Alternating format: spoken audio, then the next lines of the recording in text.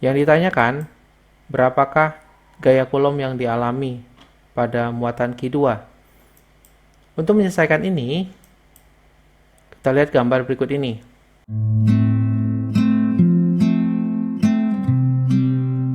Selamat datang di channel Physics Problem Solving. Pada video kali ini membahas soal tentang menentukan gaya Coulomb yang dialami muatan Q2.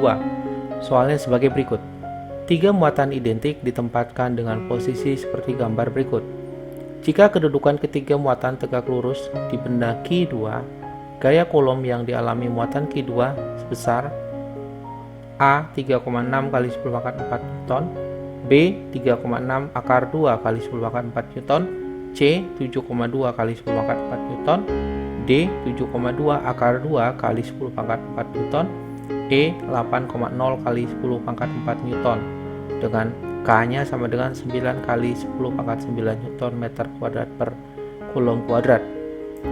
Untuk membahas ini, data yang teman-teman bisa peroleh adalah yang pertama, ada muatan Q1, yaitu positif 4 mikrocoulomb, atau sama dengan positif 4 kali 10 pangkat minus 6 Coulomb. Kemudian, jarak muatan kedua dengan pertama, itu adalah 2 mm atau sama dengan 2 kali 10 pangkat minus 3 meter.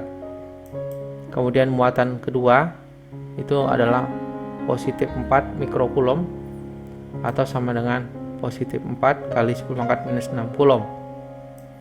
Berikutnya, jarak muatan Q2 ke Q3 itu adalah 2 mm atau sama dengan 2 kali 10 pangkat minus 3 meter.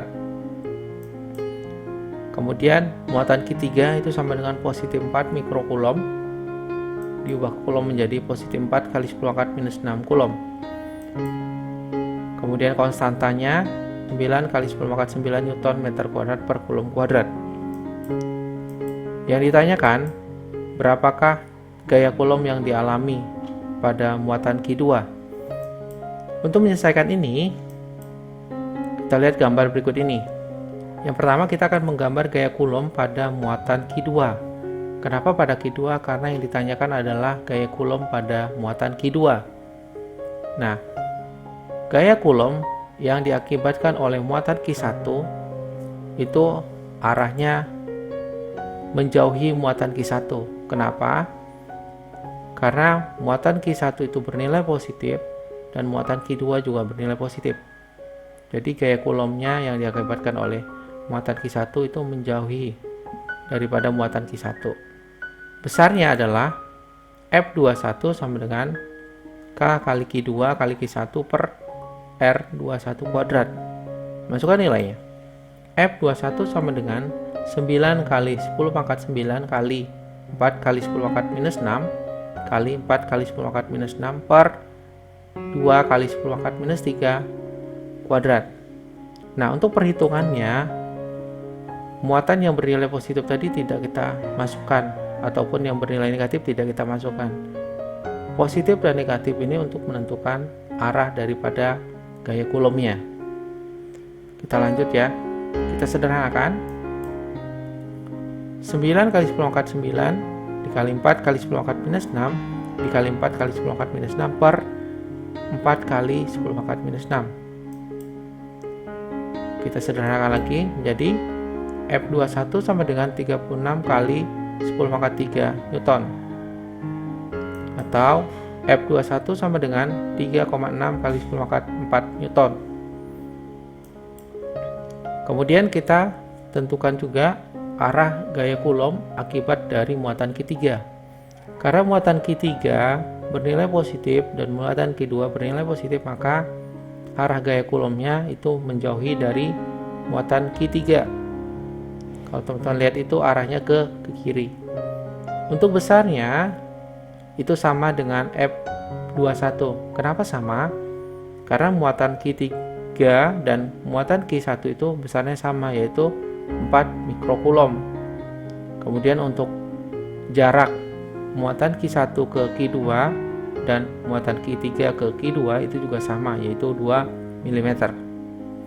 Jadi kalau kita hitung juga hasilnya pasti sama, yaitu 3,6 kali 10 pangkat 4 Newton. Nah, jika teman-teman lihat F21 dan F23 itu membentuk sudut 90 derajat atau tegak lurus. Maka resultan dari gaya ini, gaya Coulomb ini, bisa teman-teman lihat di situ, yaitu Fq2.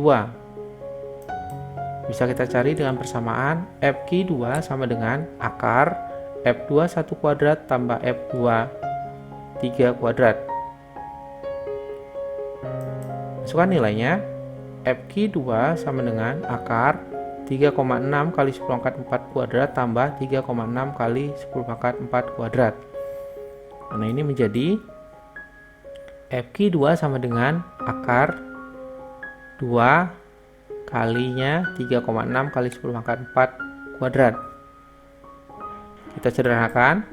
Fq2 sama dengan 3,6 kali 10 pangkat 4 akar 2 Newton, atau sama dengan 3,6 akar 2 kali 10 pangkat 4 Newton. Jadi, besarnya gaya Coulomb yang dialami muatan Q2 akibat Q1 dan Q3 adalah B 3,6 akar 2 kali 10 pangkat 4 Newton. Sekian pembahasan soal pada video kali ini. Jangan lupa tekan tombol subscribe, loncengnya, like, dan share jika video ini berguna dan bermanfaat buat kamu. Terima kasih.